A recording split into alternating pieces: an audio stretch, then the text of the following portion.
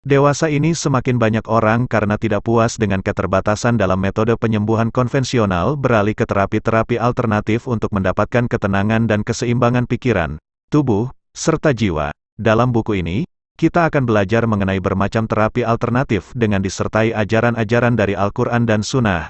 Tiap orang dapat mencapai serta menjaga kondisi pikiran dan jiwa yang sehat. Islam dan berpikir positif berjalan berdampingan.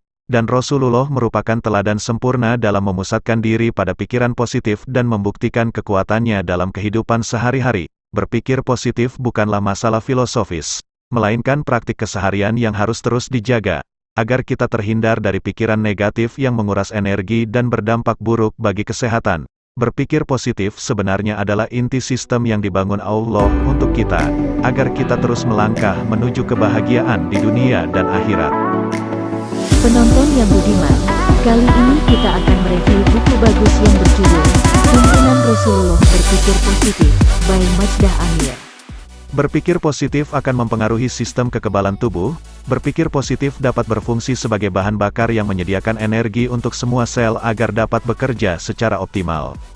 Sebaliknya, dengan berpikir negatif akan membawa dampak yang negatif terhadap kemampuan sel-sel kekebalan tubuh manusia. Cabang ilmu pengetahuan yang membahas aspek-aspek psikologis dan neurologis dari kekebalan tubuh ini adalah psikoneuroimunologi. Psikoneuroimunologi merupakan ilmu pengetahuan modern yang khusus mempelajari keadaan psikologis dan mental manusia serta dampaknya terhadap fungsi organ tubuh. Contohnya sel-sel alami pembunuh kuman akan lenyap dari cairan tulang belakang tatkala seseorang berada dalam kondisi stres. Sel-sel alami tersebut merupakan garis pertahanan terdepan dalam sistem kekebalan tubuh manusia. Adanya stres, rasa takut, cemas, marah, iri dan lain sebagainya yang berasal dari pikiran negatif seseorang dapat berdampak pada sistem kekebalan tubuh. Pada kondisi stres atau marah, seseorang akan mengalami gangguan keseimbangan temperamen. Hal ini dikarenakan efek berdebar-debar dari sistem simpatik pada kelenjar-kelenjar ginjal saat mengeluarkan hormon adrenalin. Selain itu, pikiran negatif juga membawa pengaruh negatif terhadap fungsi kelenjar-kelenjar endokrin, karena terakumulasinya racun dalam darah, dan cara menghilangkan racun tersebut adalah dengan berpikir positif. Dengan berpikir positif, Anda akan bisa menjaga gerbang emas yang merupakan anugerah dari Sang Holik, yaitu kekebalan tubuh. Berpikir positif juga akan mempengaruhi lapisan-lapisan di dalam diri Anda. Kelebihan pengobatan alternatif adalah kemampuannya dalam meningkatkan kepekaan terhadap lapisan diri manusia.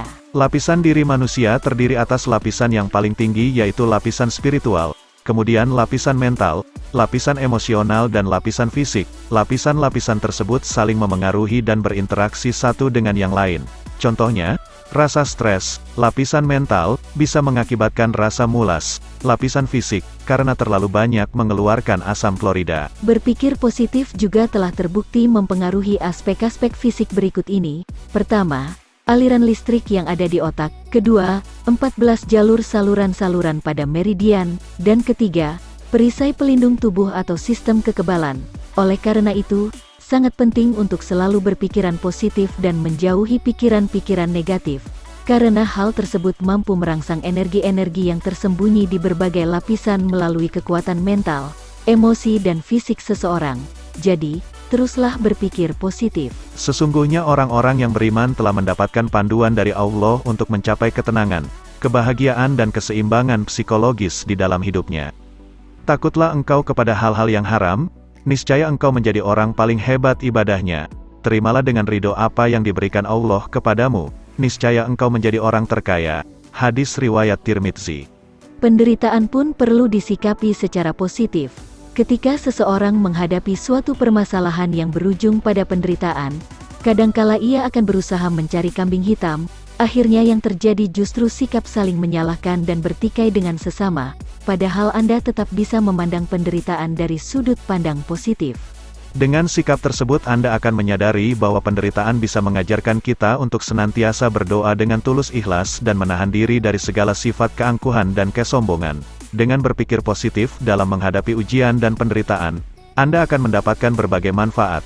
Salah satunya adalah tumbuhnya kasih sayang dan doa dari orang lain. Hal tersebut juga akan mendorong Anda untuk sekuat tenaga berdamai dengan orang-orang yang telah berusaha menyakiti Anda. Untuk menjaga agar tetap berpikiran positif, Anda bisa mengingat jasa orang lain sehingga dalam berinteraksi dengan sesama akan terjalin situasi yang lebih mesra. Anda juga perlu belajar untuk senantiasa memaafkan. Contohnya bisa kita lihat pada diri sahabat Umar bin Khattab yang selalu berusaha mengabaikan kesalahan orang lain melalui cara apapun. Cobalah singkirkan seluruh pikiran-pikiran negatif terhadap orang-orang yang telah menyakiti Anda. Ingatlah, pikiran negatif dapat menghalangi kedekatan Anda dengan Sang Holik. Memaafkan itu ternyata menyehatkan. Pernahkah Anda menahan amarah namun tidak menyertainya dengan pemberian maaf?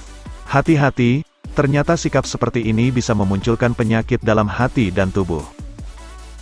Sangat penting untuk mengetahui pentingnya pemberian maaf. Memaafkan berarti melupakan kesalahan dan tidak lagi mengungkit-ungkit ataupun memarahinya. Sedangkan arti mengampuni adalah menghapuskan hukuman. Manusia seringkali bisa mengampuni kesalahan seseorang, namun tidak memaafkan. Padahal sikap memaafkan merupakan sifat yang disukai oleh Allah. Menahan marah tanpa disertai memaafkan dapat menumbuhkan penyakit dalam hati seperti iri dan getir, dan juga dapat menyebabkan penyakit tubuh seperti liver. Pada saat marah, seseorang akan mengeluarkan lebih banyak adrenalin sehingga jantung berdebar lebih kencang.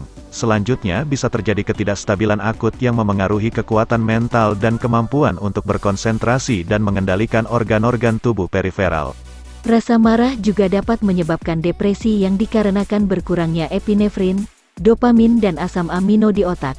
Amarah ini bisa dikenali dari wajah seseorang, seperti matanya tampak membesar dan aura yang terpancar selalu menunjukkan emosi negatif.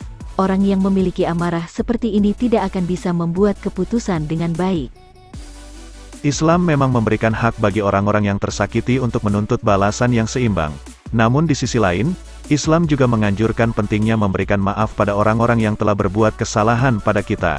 Memaafkan adalah kunci dari kesehatan. Mid Caroline. Penggunaan kata-kata juga akan mewarnai hitam putih hidup Anda. Sistem yang mampu menghilangkan sikap negatif dan memancarkan sikap positif dapat Anda temukan dalam Islam. Ajaran Islam merangsang energi laten dalam diri manusia dengan metode yang harmonis. Islam mengajarkan kepada setiap pemeluknya untuk mengucapkan kata-kata yang baik. Kata-kata yang baik dapat mendekatkan seseorang dengan orang lainnya. Jika Anda pelajari kisah-kisah di dalam Al-Quran, ternyata seekor semut pun bisa melontarkan kata-kata baik. Hai semut-semut, masuklah ke dalam sarang-sarangmu, agar kamu tidak diinjak oleh Sulaiman dan bala tentaranya. Sedangkan mereka tidak menyadari. Surat An-Naml ayat 18. Pemimpin semut di atas berkata, sedang mereka tidak menyadari, bukan dengan kalimat seperti, mereka zalim, jahat, atau tidak peduli. Lihatlah betapa halusnya semut dalam bertutur kata dan memahami alasan atas perilaku yang dilakukan pihak Sulaiman. Ingatlah bahwa setiap kata-kata memiliki efek terselubung, karena kata-kata merupakan energi yang mampu mempengaruhi pikiran dan terekam di bawah alam bawah sadar. Untuk menonton video kami yang lain silahkan klik di sini, dan support kami dengan cara subscribe, like dan komen. Terima kasih.